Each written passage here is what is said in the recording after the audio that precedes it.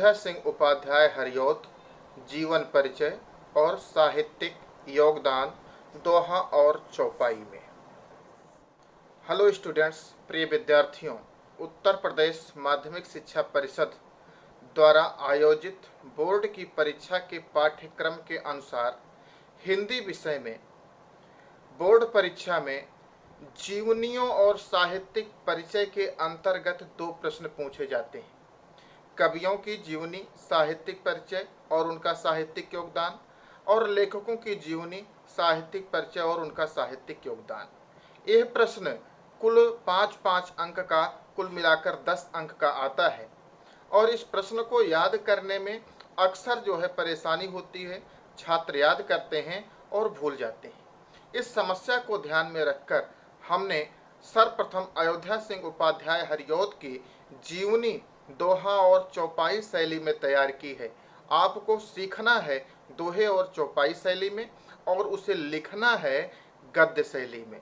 तो किस तरह से आप सीखेंगे, किस तरह से याद करेंगे और किस तरह से आप लिखेंगे, इस सब पूरे प्रकरण को आज हम इस अयोध्या सिंह उपाध्याय हरिऔध के जीवनी के अंतर्गत लेकर आए हुए हैं। तो चलिए हम सबसे पहले दोहा और चौपाई की शैली में उनकी जीवनी सीखते हैं और गद्य में उसे रूपांतरित करके लिखना भी सीखते हैं, जिससे हमें अच्छी तरीके से याद हो जाए और हम इसे कभी न भूलें।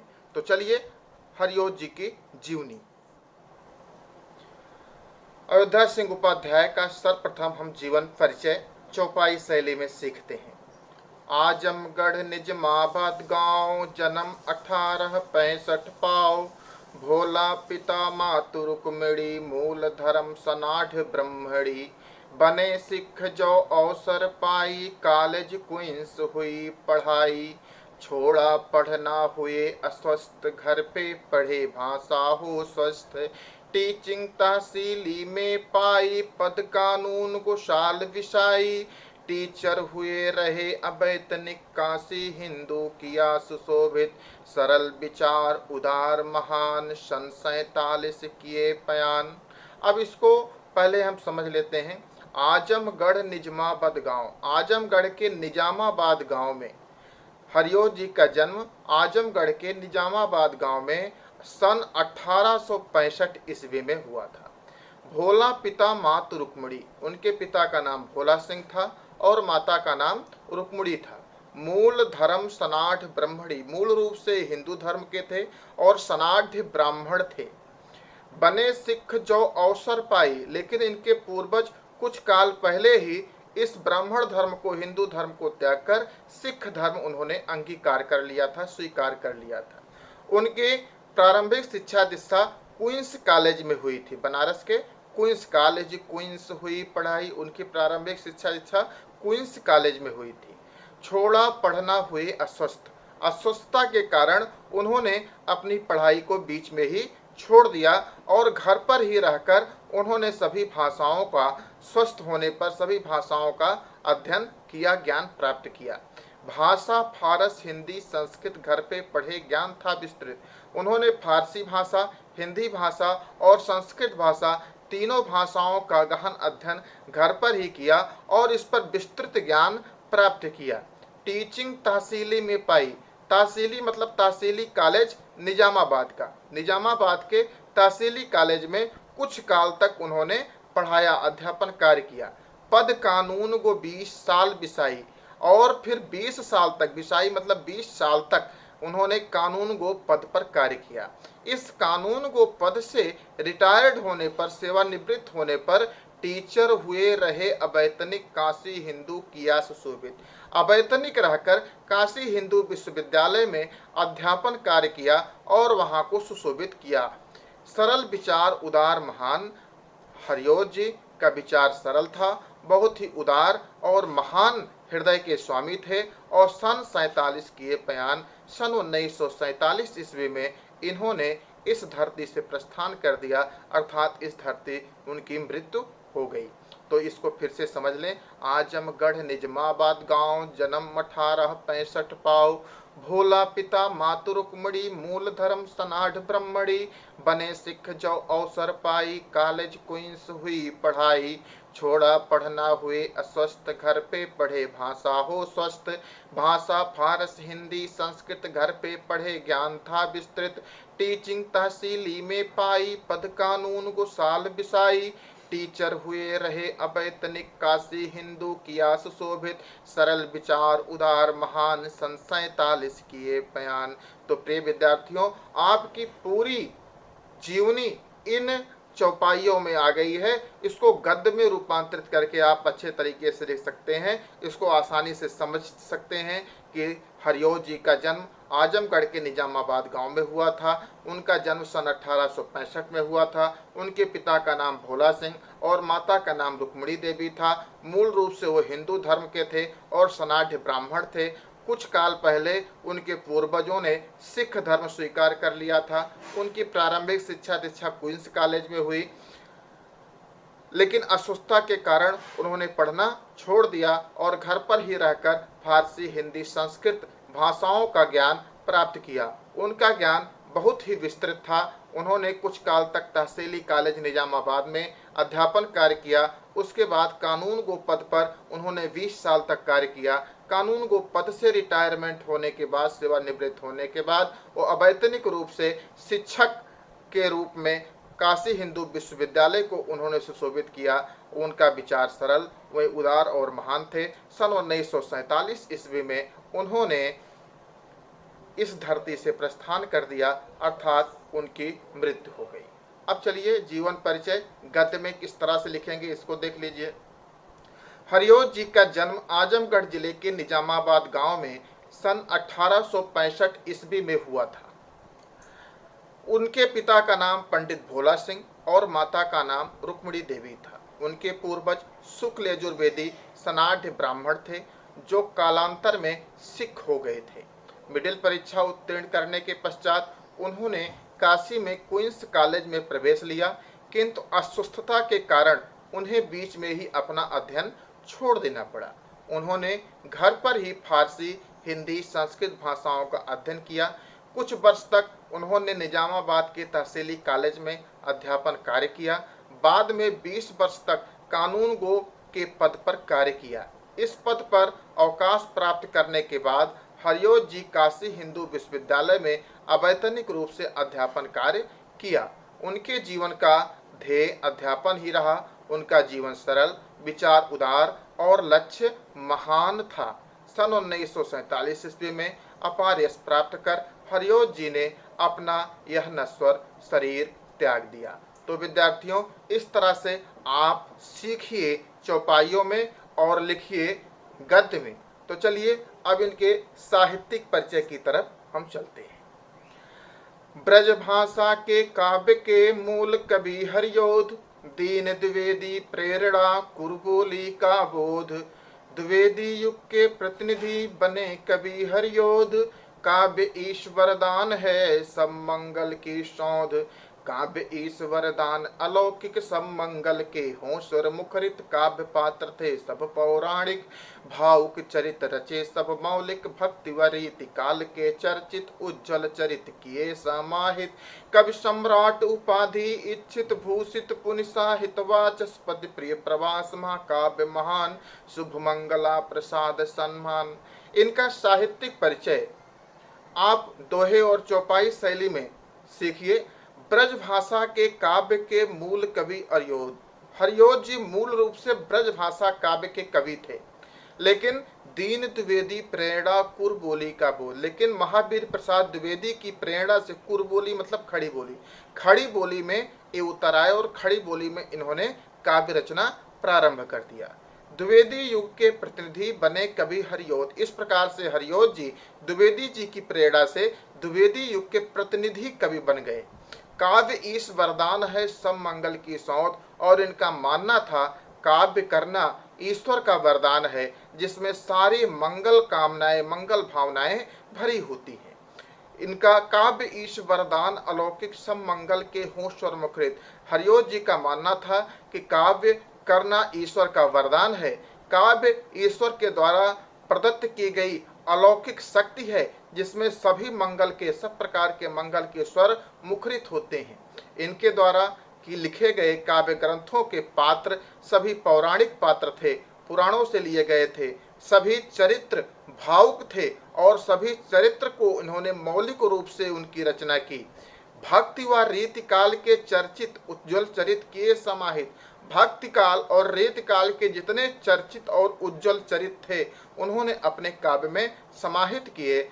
हरिओं जी कवि सम्राट उपाधि इच्छित, इन्हें इच्छित उपाधि कवि सम्राट प्राप्त हो चुकी थी, लेकिन पुनः ये साहित्य वाचस्पति से भी भूषित हुए, साहित्य वाचस्पति से भी सम्मानित किए गए। प्रिय प्रवास महाकाव्य महान शुभ मंगला प्रसाद सम्मान, इनके महान काव्य प्रिय प्रवास पर शुभ मंगला प्रसाद सम्मान प्राप्त हुआ।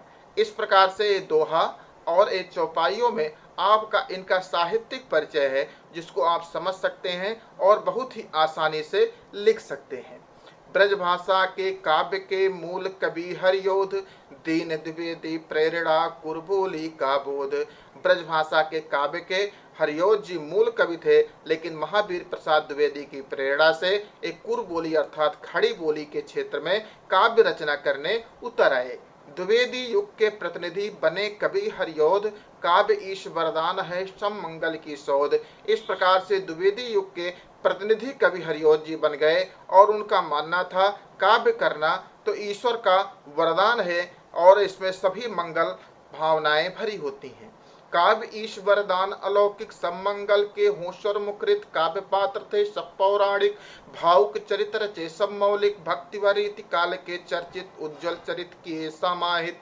कवि सम्राट उपाधि इच्छित भूषित पुन साहित्य वाचस्पति प्रिय प्रवास काव्य महान शुभ मंगला प्रसाद सम्मान। तो चलिए हम देखते हैं कि इसको गद्य में अगर लिखना हो तो आप लोग किस प्रकार से गद्य में परिणत करके रूपांतरित करके इसको लिखोगे। अयोध्या सिंह उपाध्याय हरिओध द्विवेदी युग के प्रतिनिधि कवि थे एवं गद्य लेखक थे। हरिओध जी पहले ब्रजभाषा में कविता किया करते थे। आचार्य महावीर प्रसाद द्विवेदी ने उन्हें खड़ी बोली में काव्य रचना की प्रेरणा दी, इसलिए आगे चलकर उन्होंने खड़ी बोली में काव्य रचना की और हिंदी काव्य को अपनी प्रतिभा का अमूल्य योगदान दिया। हरिओध जी काव्य को लोकहित एवं मानव कल्याण के प्रेरक के साधन के रूप में स्वीकार करते थे। वह कविता को ईश्वर प्रदत्त अलौकिक वरदान समझकर काव्य रचना करते थे, इसलिए उनके काव्य में सर्वमंगल के स्वर मुखरित होता है। उनके काव्य में पौराणिक एवं आधुनिक समाज के ख्याति प्राप्त नायक नायिकाओं को प्रतिनिधित्व प्राप्त हुआ। भावुकता के साथ ही हरिओध जी अपने काव्य में मौलिकता को भी प्रश्रय देते थे। इसी कारण उनके काव्य में भक्ति व रीति काल एवं आधुनिक काव्य के उज्ज्वल पहलुओं का समावेश हुआ है।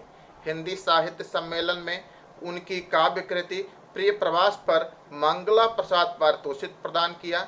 तत्पश्चात उन्हें कवि सम्राट एवं साहित्य वाचस्पति की उपाधियों से भी सम्मानित किया गया। वह हिंदी साहित्य के महान विभूति के रूप में सदैव स्मरण किए जाएंगे। इस प्रकार से विद्यार्थियों आप याद करें दोहा और चौपाई शैली में, और इस प्रकार से आप उसे गद्य में रूपांतरित करके एक अच्छा साहित्यिक परिचय लिख सकते हैं। तो चलिए हम इसके चलते हैं उनकी रचनाओं की तरफ। प्रमुख रचनाएं व कृतियां ये भी छंद में है।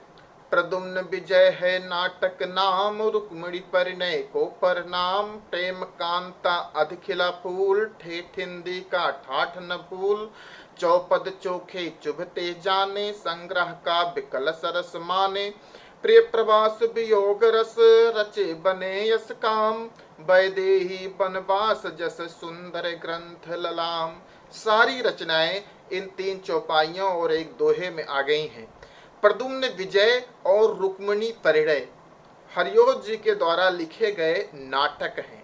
प्रद्युम्न विजय है नाटक नाम, रुक्मिणी परिणय को प्रणाम। प्रद्युम्न विजय और रुक्मिणी परिणय ये हरिओध जी के द्वारा लिखे गए नाटक हैं। प्रेम कांता अधखिला फूल, ठेठ हिंदी का ठाठ न भूल। प्रेम कांता अधखिला फूल और ठेठ हिंदी का ठाठ ये हरिओध जी के द्वारा लिखे गए उपन्यास हैं।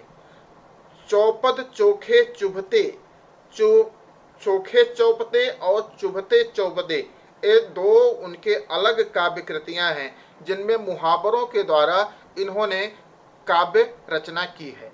और संग्रह काव्य कलश रसमानो का संग्रह काव्य मतलब काव्य संग्रह, इनकी स्फुट बिखरी हुई कविताओं को इन्होंने रस कलश में, हमने उल्टा लिखा है कलश रस, रस कलश में इन्होंने अपनी बिखरी हुई काव्य रचनाओं को संग्रहित किया। रस कलश इनका प्रसिद्ध काव्य संग्रह है। प्रिय प्रवास वियोग रस रचे बने यस काम, प्रिय प्रवास हिंदी साहित्य का प्रथम महाकाव्य है। हिंदी साहित्य का खड़ी बोली में लिखा गया प्रिय प्रवास प्रथम महाकाव्य है और ये वियोग रस में है। इसमें राधा और कृष्ण से संबंधित वियोग की दशाओं का वर्णन किया गया है। तो प्रिय प्रवास वियोग रस रचे बने यस काम और वैदेही बनवास इनका जो है भी महाकाव्य है, जो सुंदर ग्रंथ है। इस तरह से जो है इन्होंने इतनी रचनाएं एक साथ जो है इन 3 चौपाइयों और 2 दोहों में समाहित हो गई हैं। इसको आप आसानी से याद कर सकते हो। प्रद्युम्न विजय है नाटक नाम, रुक्मिणी परिणय को परिणाम, प्रेम कांता अधखिला फूल, ठेठ हिंदी का ठाठ न भूल। ये जो है प्रेम कांता अधखिला और ठेठ हिंदी का ठाठ, ये तीनों जो हैं उनके उपन्यास हैं। चौपद चोखे चौपते और चुभते चौपते, ये जो है उनके जो है काव्य ग्रंथ हैं जो मुहावरों में लिखी गई रचनाएं हैं। और उनका काव्य संग्रह, स्फुट कविताओं का काव्य संग्रह रस कलश है।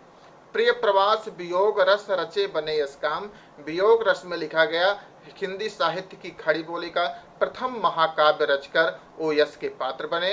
इसके अलावा वैदेही बनवास भी उन्होंने बाद में एक सुंदर काव्य ग्रंथ की, वैदेही बनवास के नाम से भी सुंदर काव्य ग्रंथ की रचना की। अब आप इसे परीक्षा में किस तरह से रूपांतरित करके आप लिखोगे उस पर हम चलते हैं। प्रमुख रचनाएं, नाटक, पहले आप हेडिंग डालेंगे नाटक, और उसमें कौन से नाटक हमने बताए, प्रद्युम्न विजय तथा रुक्मिणी परिणय। फिर अगला आ गया उपन्यास, उपन्यास में 3 उपन्यास बताए, प्रेम कांता, अधखिला फूल, ठेठ हिंदी का ठाठ न भूल। तो प्रेम कांता, अधखिला फूल और ठेठ हिंदी का ठाठ आ गया। अब काव्य ग्रंथ में प्रिय प्रवास हमने बताया, प्रिय प्रवास वियोग श्रृंगार पर आधारित एक महाकाव्य है। रस कलश हमने आपको बताया, इस में हरिओं जी की स्फुट कविताएं, बिखरी हुई कविताएं संग्रहित हैं। श्रृंगार प्रधान था काव्य सिद्धांत का निरूपण के लिए यह कविताएं लिखी गई हैं। कविताएं कैसी हैं, श्रृंगार प्रधान है और काव्य सिद्धांतों के निरूपण के लिए लिखी गई हैं। फिर अगला आया चोखे चौबते था चुभते चौबते, एक खड़ी बोली पर आधारित मुहावरों से रचित रचनाएं हैं और वैदेही बनवास एक प्रबंध काव्य है। तो इस प्रकार से अगर हमारे इस काव्य को आप इस तरह से गद्य में रूपांतरित करके परीक्षा में लिख ले जाओगे तो निश्चय ही आपको अच्छे अंक प्राप्त होंगे। तो इसके अगले शीर्षक की तरफ हम चलते हैं, काव्यगत विशेषताएं। अंत में हम लोगों को लिखना होता है कि काव्यगत विशेषताओं को बताओ। आप चाहें तो लिख सकते हैं और लिख देंगे तो आपको अच्छा अंक प्राप्त होगा। अगर भूल भी जाते हैं तो कोई विशेष बात नहीं, आपने लगभग जीवनी साहित्यिक परिचय उनकी रचनाओं के माध्यम से पूरा कर दिया। फिर भी इन काव्यगत विशेषताओं को आपको याद होना चाहिए और लिखना चाहिए। सरल मुहावरेदार सुबोध बोल चाल भाषा का प्रयोग, प्रकृति चित्रण किया विशेष, नव जीवन में भरा आवेश, चमत्कार सौंदर्य निरूपण भाव अलंकारिक हो चित्रण, प्रयोग किए सभी अलंकार पात्र मनोभावों के विकार, सर्वत्र वारणिक छंद प्रयुक्त बनी कविता सुंदर उन्मुक्त, भाव दृष्टि उद्भावना मौलिक काव्य कला करती आकर्षित। प्रिय विद्यार्थियों, अब देखो इनकी पूरी काव्यगत विशेषताएं इन 6 पंक्तियों में, 6 चौपाइयों में आ गई।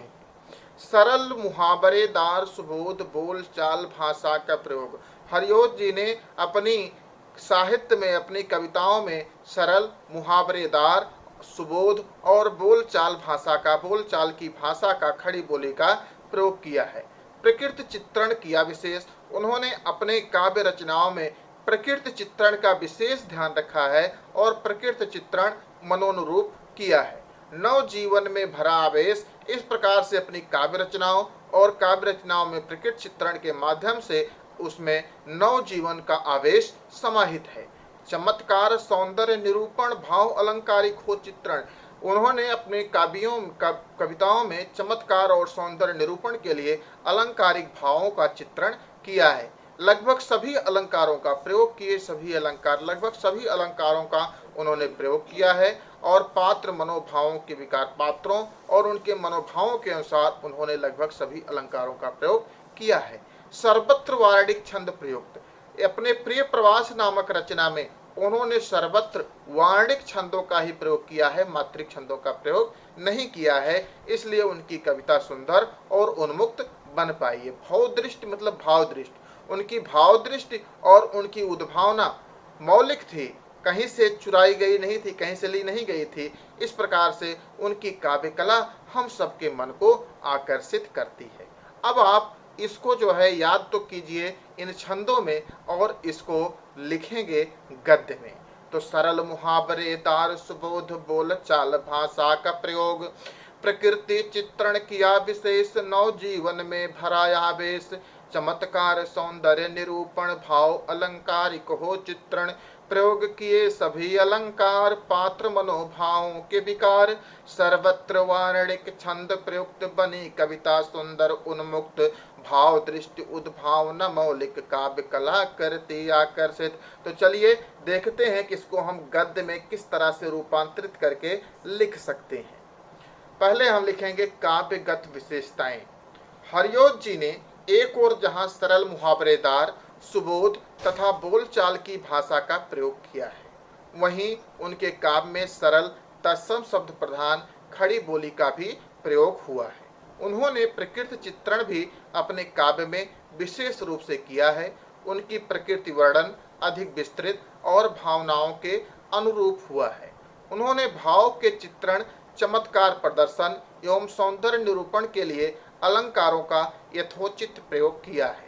लगभग सभी अलंकारों का प्रयोग हरिओत जी ने किया है, किंतु उपमा अलंकार का प्रयोग सर्वाधिक हुआ है। कवि ने पात्रों के मनोभावों की सजीव एवं मार्मिक स्थितियां चित्रित की हैं। प्रिय प्रवास में सर्वत्र वार्णिक छंदों का प्रयोग हुआ है। अब कविता की अंतिम दो लाइनों से हम हिंदी साहित्य में उनका स्थान निरूपित कर सकते हैं कि हरिओत जी ने हिंदी काव्य में नवीन क्रांति उत्पन्न करते हुए जहां कथानक के अंतर्गत नवीन उद्भावना प्रकट की है, वहीं परंपरागत छंदों के अंतर्गत नवीन परंपरा का उद्बोधन भी किया है। भाव की दृष्टि से उनकी उद्भावनाएं पूर्णतः मौलिक हैं तथा उनकी काव्य कला मानव मन को सहज ही अपनी ओर आकर्षित कर लेने वाली हैं। हिंदी साहित्य उनका सदैव ऋणी रहेगा।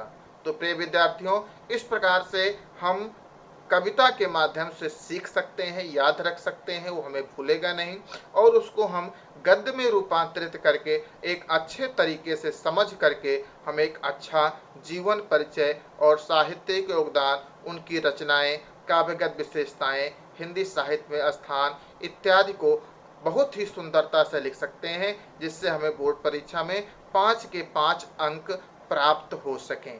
तो इन्हीं बातों के साथ मैं आप लोगों से आशा करता हूं कि आप लोग इस वीडियो को देखेंगे, इसको सीखेंगे, समझेंगे और निश्चित ही यह हमारा बनाया गया वीडियो आपकी बोर्ड परीक्षा में काम आएगा। धन्यवाद।